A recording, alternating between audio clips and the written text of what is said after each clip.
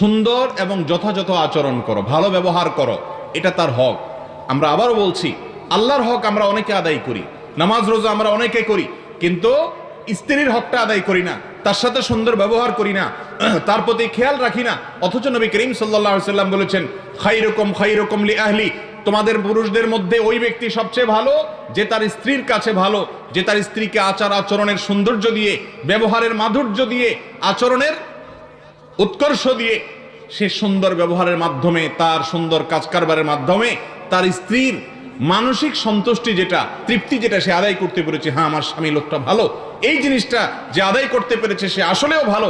নবী সাল্লাল্লাহু আলাইহি ওয়াসাল্লাম বলেছেন, আর আমি হলাম তোমাদের মধ্যে পরিবারের কাছে সবচাইতে ভালো মানুষ। আমার পরিবার, আমার স্ত্রীরা আমাকে সবচাইতে ভালো হিসেবে স্বীকৃতি দেয় মন থেকে।